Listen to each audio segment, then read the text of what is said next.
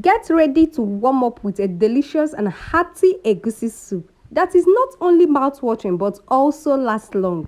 Say goodbye to food waste because this traditional Nigerian recipe stays fresh for days. Let's dive in and cook it up.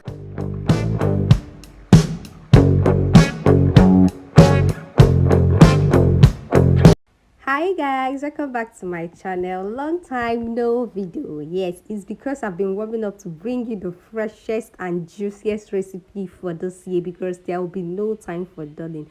On my menu we have egusi soup. So we have our crayfish, egusi, Rodo pepper, onions, seasoning cube, red oil, Uziza leaf, and for my protein I'll be using chicken and fish. Okay, but feel free to make use of any protein of your choice. Okay, so for starters we are going to start by steaming up our protein, and don't forget that for my protein I'm using chicken, but you can feel free to use any protein combination of your choice. I love chicken and that is why I use chicken a lot, but feel free to use any protein that goes or suits you. Okay, so you can combine your stockfish, your goat meat, whatever that works for you. Okay, there is no limit to proteins combination that you can use.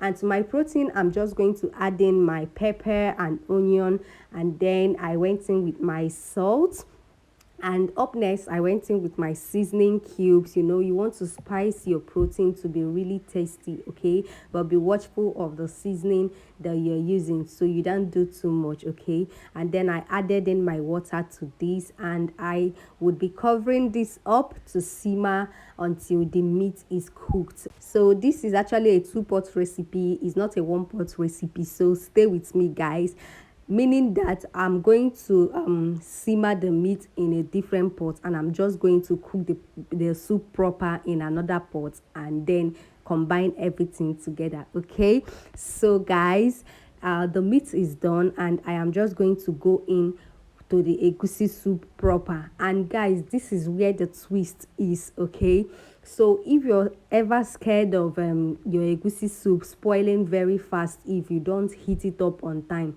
then always do this recipe is definitely for you. This period is heat period, and egusi soup always goes sour within a twinkle of an eye. But when you follow this recipe, your egusi soup will never go sour in a little time. Okay, so the twist is here, and this twist is just about frying your egusi soup before you cook the soup proper. So I went in with my oil, pepper and onion, then my egusi, and then I started spicing up this egusi by adding my crayfish to this mixture, so you can see what I'm doing. And mind you that all this is going on low to medium heat. Okay, low to medium heat. Don't use high heat for this unless your egusi will burn, and like it will just get done within a twinkle of an eye, and it won't really cook. So you want to do this on medium to low heat so that you give the egusi the chance to actually fry properly. Okay, so that is the essence of using low to medium heat. And note that I am doing this on a non-stick pot, and I always recommend a non-stick pot for this recipe, because if you are using a normal pot, you might stand the risk of your egusi getting burnt. But you would see the reason I recommend this non-stick pot as we progress, because you will see that from the beginning of the frying to the end of the frying, my egusi was never stuck to the base at any point in time. Okay, so I am still seasoning up the egusi, and you want to do this so that, because note that you've already started cooking. Okay, so you want your egusi to be properly seasoned. Okay, this is like the base of your soup.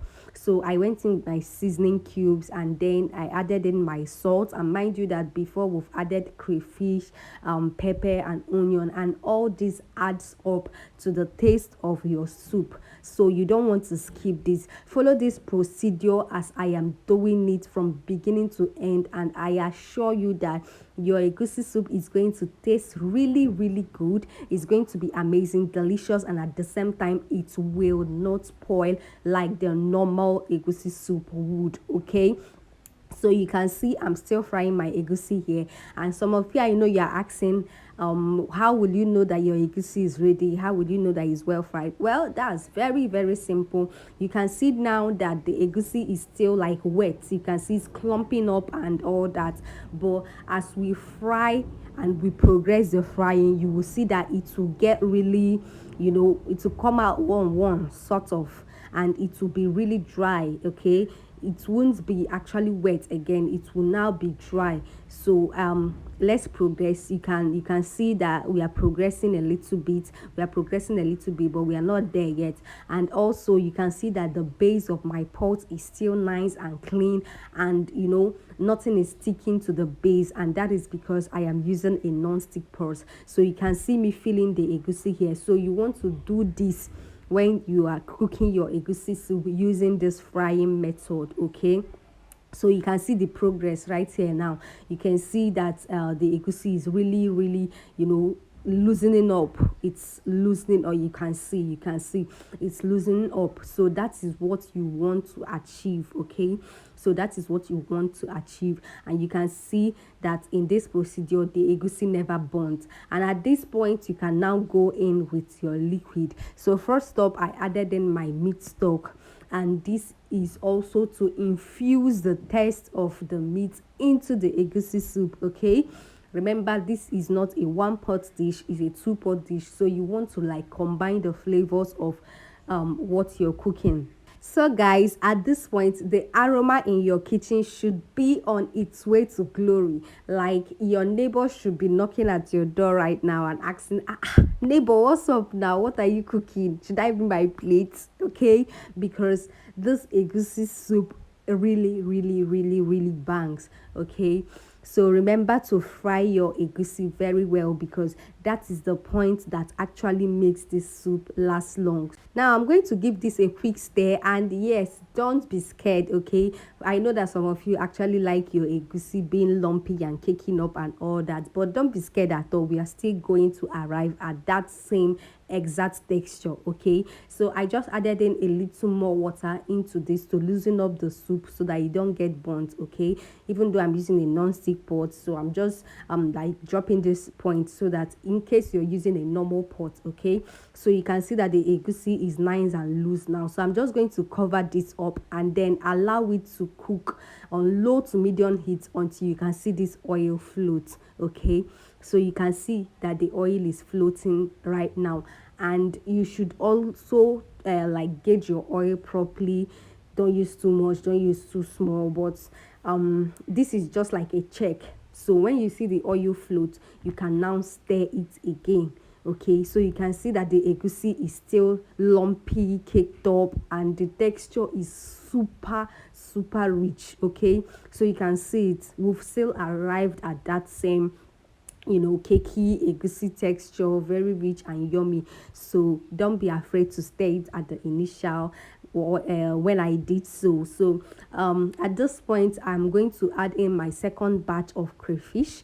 Okay, you can see me adding in, and then I reserved another a little batch for the third time, because I'll be adding this my crayfish in 3 batches. So you can see the egusi looking so yummy and nice. Like I've not even finished cooking and everything is like coming up together in one piece. So this is the point to add your protein.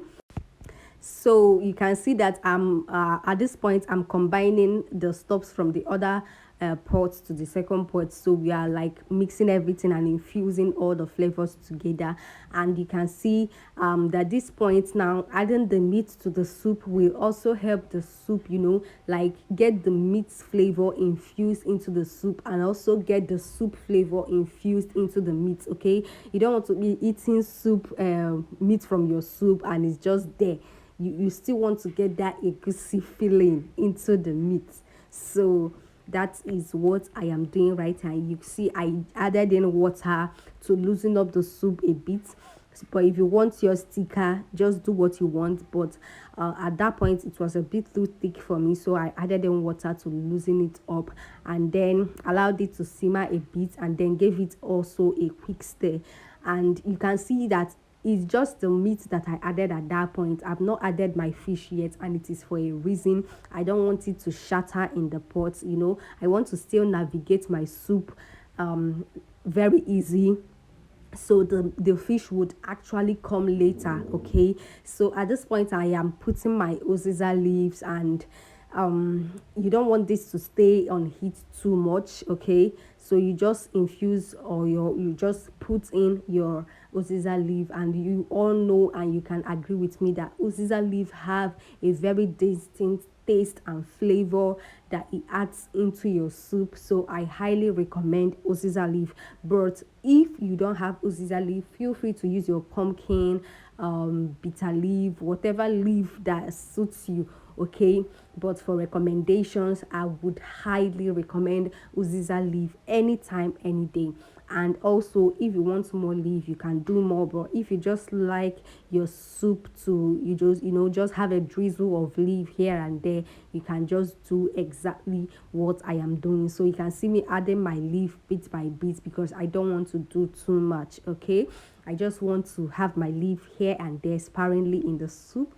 So guys, at this point you can see that the soup is coming together in one piece. Oh god, the aroma in my kitchen right now is making my heart skip a beat, and is making my tummy rumble in excitement. Why not? Oh god, I can't wait to devour this food. I cannot wait. So you can see the texture of the soup, look on point, taste on fleek, everything yummy, everything very, very yummy. So you can see that this is the last batch of the crayfish, and I learned this actually from my mentor, my tutor, Hilda Bassi. She always say that you should save a little bit of your crayfish to add at the tail end of your cooking. And since I started doing it, I see a difference in my soups. Okay, so you can also take this tip home. Okay, it's a record breaking tip, and from me to you, I am saying take this home and happy new year. Okay, so at this point I just went in with my fish. So basically the fish is the last thing I incorporate into my soup. Okay, it's actually the last thing I incorporate into my soup, and that is for the reason I have already mentioned. And I'm going to cover this pot, allow it to simmer a bit until the oil floats again in its glory. And at this point, my guys, at this point, my loves, your soup has nothing to be doing on heat anymore. You are done, and you've just made yourself a long-lasting egusi soup that would not spoil fast, no matter the temperature of the weather at this time, at this day. Okay, so feel free to cook this soup, and please drop in the comment section if you are going to try this out, because I really want you to do this and give me feedback. And if there is any recipe that you want us to cook and drop for you, make sure you drop it in the comment section, and you would see the recipe right here on this channel. Is there anything you're finding difficult in your baking and in your cooking? Tell us in the comment section, and we are here to serve you. So I will just divide this soup into two, and I will store the rest for later in my freezer while I go ahead and enjoy the other remaining part. Okay, so guys, tell me in the comment section which recipe we should drop next and where you're finding the difficult in your baking, and I'm here to serve you. Okay, so feel free to enjoy this recipe, and don't forget to like, comment, subscribe and share. See you on the next video. Bye.